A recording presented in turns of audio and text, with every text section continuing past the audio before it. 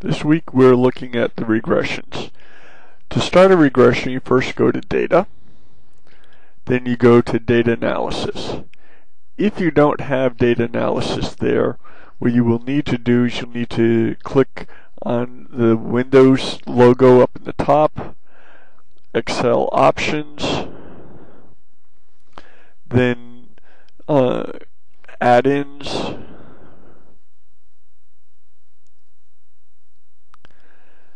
then click Go. Make sure that you do both of the analysis tool packs. Hit OK. You'll be done. If not, what you need to do is go to what's now off the screen. So let me move it onto the screen. Data Analysis. I don't know why, but it always starts up with random number generator, regression. Then you want to do the Y range. The Y range is the variable you're trying to explain. So you click here and you highlight all. I'm going off the bottom of the screen. I went all the way down to the bottom. You can see I went down to the bottom now. Click here to record that. Then the X range is the variables that you are including. Notice I started in cell 1 up there. I want to start in cell 1 again. And I also want to include all the way up.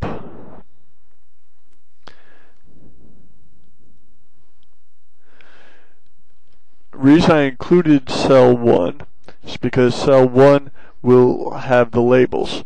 And when cell 1 has the labels, that makes it so that you will be able to read the output easier. You have to click labels when you do that. New worksheet is always a good idea. You want residuals, residual plots. Line fit plots is also good. Click OK. Wait while it calculates. Here we get our regression results.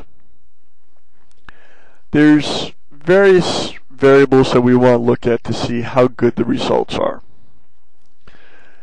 Since this is not a statistics course, there's some variables I'm not going to worry about. The multiple R, the R square. The adjusted R square is a good one. We want the adjusted R square to be as large as possible, since that tells you how much of the variation in your Y variable you can explain with the data you have, with the variables you have. So as a general rule, you want this to be greater than 0.8.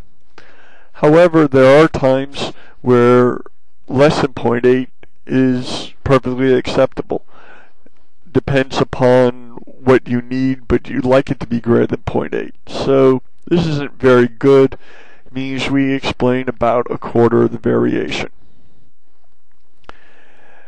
The observations is one where you want a large number of observations. Just because you have a large number of observations doesn't necessarily mean it's good, but if you have a small number, it's virtually guaranteed to be bad. So you want this to be greater than 30. So there's potential that this could be good, but doesn't explain much. The degrees of freedom, the sum of the squares, the mean squares, we're not going to worry about. The F is important, but it's only important if you understand the significance of F. Significance of F tells us what's the probability that the relationships we find are bad. So in other words, we are explaining, in this case, 24% of the variation in the sales, but are we explaining it quite well? Well, we get a number 8e negative 07. What does that mean? That's the negative 07 is how far away from the 0 it is. So we get 0.1, 2, 3, 4, 5, 6. We move it 7 places to the right, so there are 6 zeros in front of it. That is a very small number. That we want to be, there's three different cutoffs. We want it less than 0.1. That's probably significant.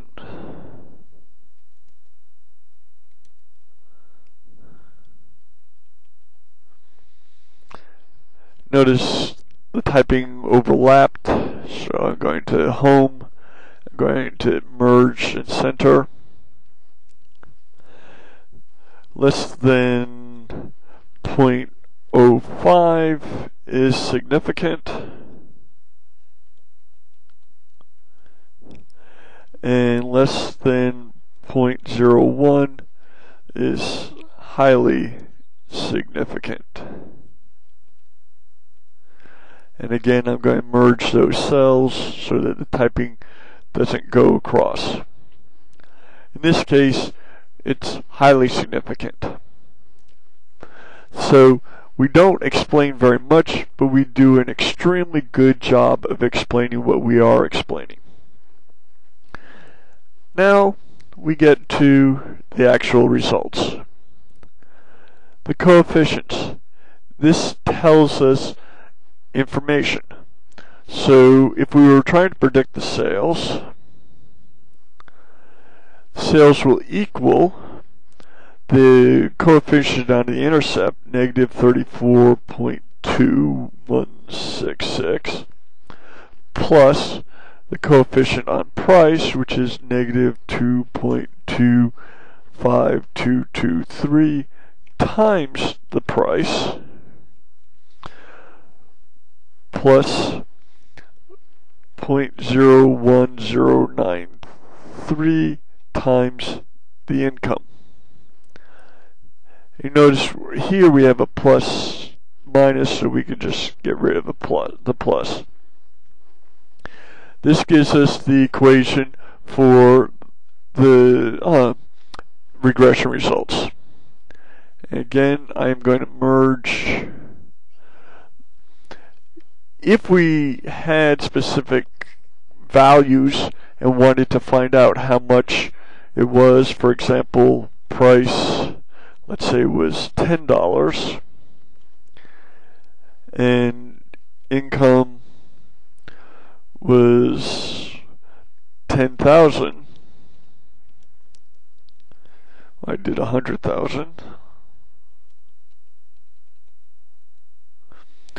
Then the sales would be equal the intercept coefficient